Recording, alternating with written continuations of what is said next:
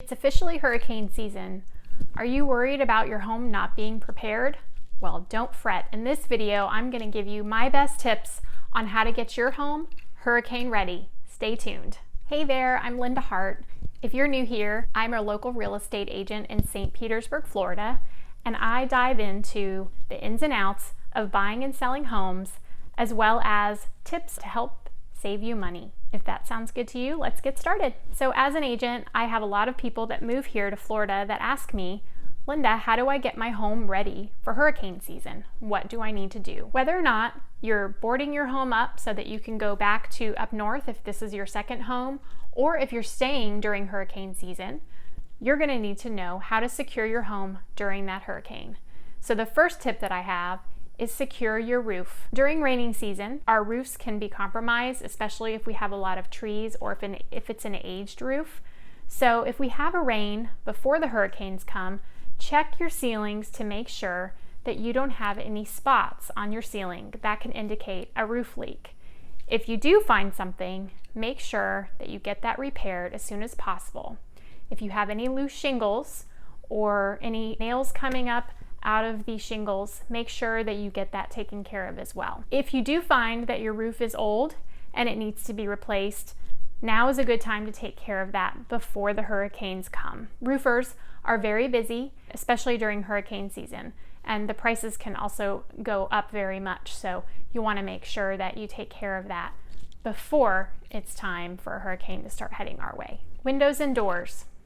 There are many ways to secure your windows and doors in your home. One way is to replace your windows with hurricane-rated windows. Another way to secure your windows and doors is to install tracks with aluminum panels. And they look like corrugated metal, and they also come in clear acrylic so that you can still let some light in. I'll put a link in the description of different companies in our area that do install those, and also you can get those panels and tracks at your home improvement stores usually. The other kind of window protection is a Kevlar fabric panel, and those have bolts that are installed on the side of your home adjacent to your windows, and then the Kevlar panels get put on over and then they screw on to secure the panels in place.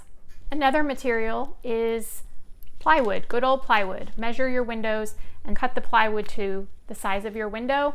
Make sure you label the plywood so that you can reuse them in future seasons, and then store them in your garage. And if a storm is coming your way, just go ahead and install them and your windows will be nice and secure.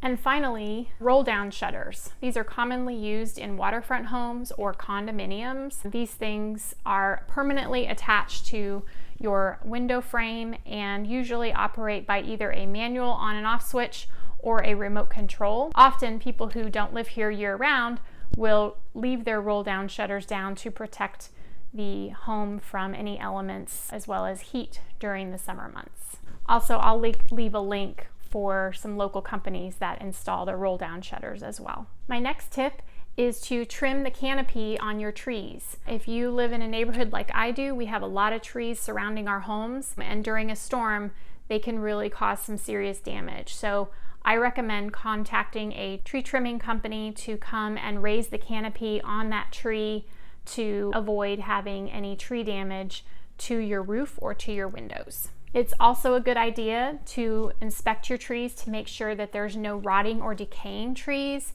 on your property, because those can fall over onto a car or onto your home itself, or even become raised up out of the ground and become a projectile in the event of a tornado. My next tip is to put away trash cans and large outdoor furniture and children's toys. Those can become projectiles in the event of a tornado. And if you have a pool, you can throw your lawn furniture into the pool, and that will protect it from being thrown around on your back patio and possibly bursting through your window. My next tip is to reinforce your garage door. Now this kind of goes with your windows and doors, but garage doors are kind of a separate animal. If you have a normal garage door with an opener, you can buy reinforcement braces at your home improvement store that also bolt into the concrete floor of your garage, and that will help to secure your garage door in the event of a hurricane. Next tip is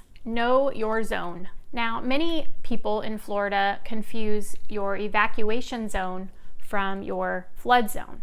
They're both important. However, in a hurricane or a storm situation, it's always good to know your evacuation zone.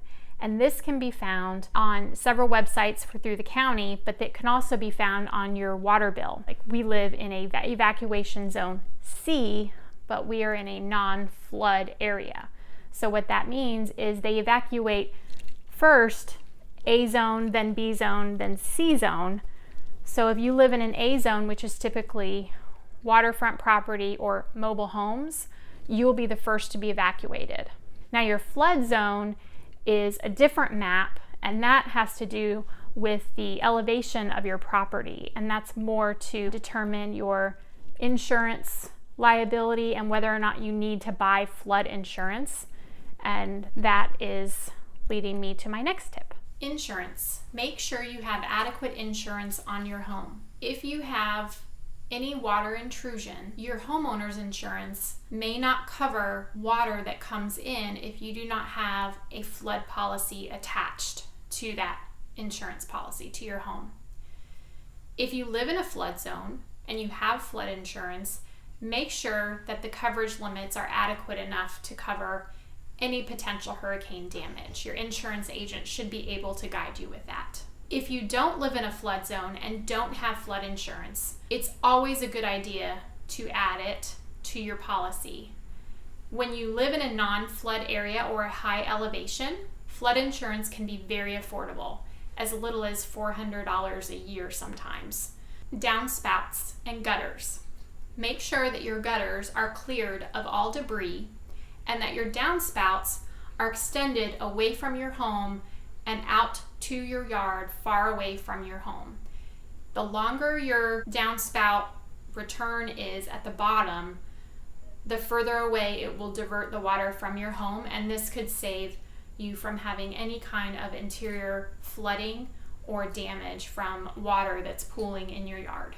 Sandbags. If a hurricane is headed this way, usually local authorities and county employees will make available sandbags for the local area. You'll have to go out and fill up the sandbags and bring them home, so bring help with you because they are heavy. This will help families who are in low-lying areas who have the potential of water intrusion coming through their doors avoid that problem, or if you are on a waterfront property and you're worried about storm surge, this can help with blocking the water from coming through. Your air conditioner condenser or fan, sometimes it's on the roof, but it is usually sitting on top of a concrete platform.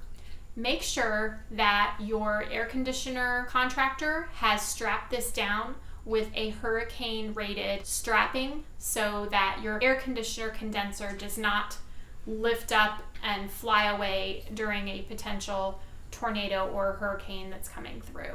It's always a good idea to make sure that that is reinforced and not going to go anywhere. Now, the most important part of hurricane preparedness and preparing your home is to have your supplies. Check out this video where I talk about the must-haves for your hurricane supply box, as well as the Floridians' tips for surviving hurricane season with the least amount of stress. Thanks for watching. If you like this video, please give it a like and consider subscribing to my channel. I upload a video every Thursday. Thanks so much. Stay safe out there, and I look forward to seeing you in the next one. Have a great day.